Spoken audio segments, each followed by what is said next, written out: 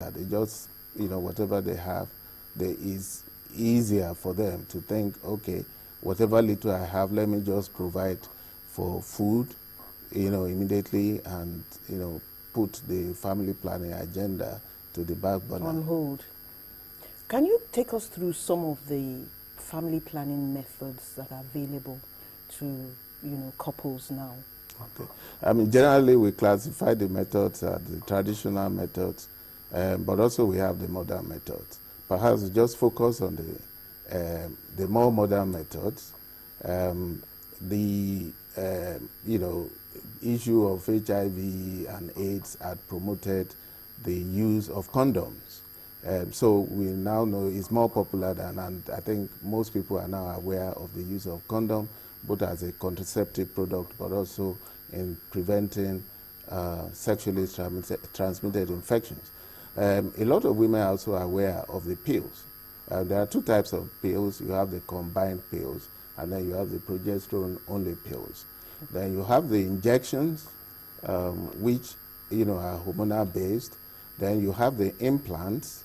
These injections, how often does one need to take them? There are various types of injections. Traditionally, it's just the progesterone only. There are two main types. One is the Depo-Provera. It's the more popular one.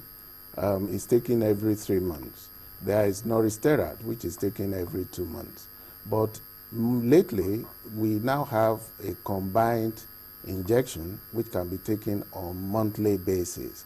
But this is not, widely available. Wouldn't monthly basis be kind of risky? Wouldn't it be easy to forget to take another injection, and then when the woman remembers is when she's pregnant? Well, this is actually an advancement on what was. The monthly injection is the combined injection.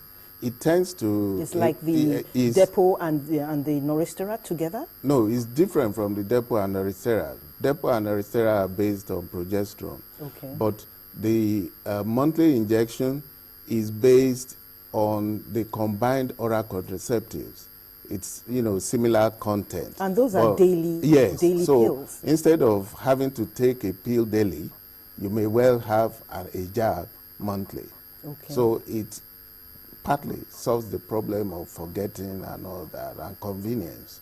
But obviously, it's not as convenient as that you take every 3 months. Yes. Then there's one they put under the arm, isn't that right? Yes, women refer to this as the army badge. These are implants. What did you call that? Army badge. Army badge. Yes, because it looks like the badge of a soldier. These are implants, and they are particularly suitable for long-term contraception. How long?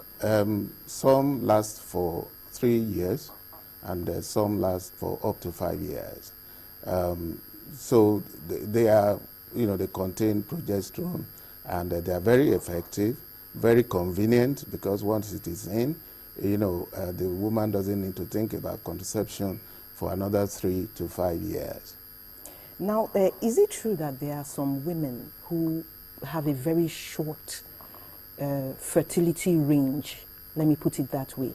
They said that there are some women that if they cross a certain age, which is much lower than for other women, they don't get to have children anymore. So they're scared to use contraceptives.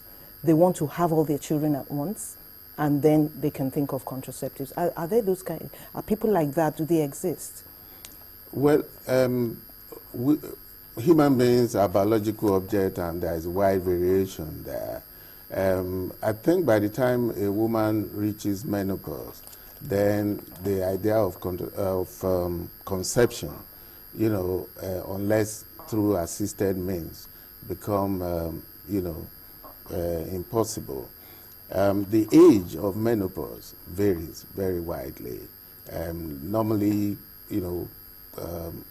by the time a woman stops having periods after 35 years of age, that is taken as being normal, although on average the age of menopause is about 50 years. Okay, so if she stops at 35, she shouldn't panic? Well, if a woman stops at 35, it's usually you should see your doctor, who should confirm that it's not due to other reasons why you may not be having your periods. And if you confirm that the woman has gone through the menopause, then there is no need to panic. Except, of course, those who are still haven't completed their family size, who are concerned about their fertility. So, you know, it varies widely, you know, between individuals. But in terms of using contraception, as you initially identified, contraception is not just about limiting your, you know, childbearing. It's also about child spacing. And, you know, we know biologically, ideally, the babies are best born when you are in your 20s and up to 35. And I think this is a fact that women need to continue to remember, you know, that the biological clock is ticking. We'll need to take a break at this point. When we come back, we'll continue from that point. Let's take a short break. We'll be back with you in a minute. Welcome back. We're discussing family planning, and now is the time to call in with your questions.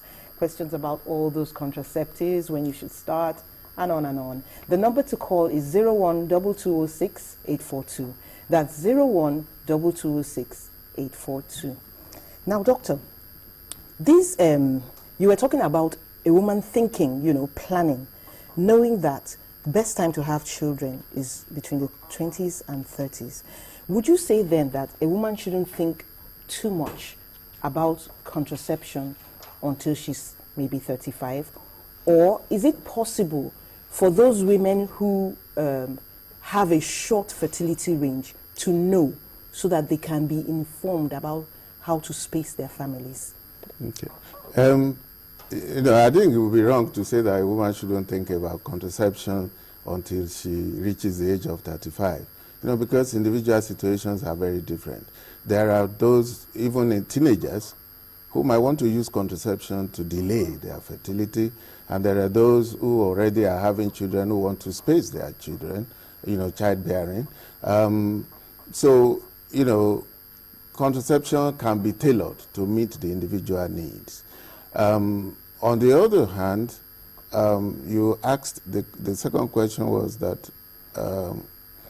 First of all, delaying the contraception, yes. You have answered that.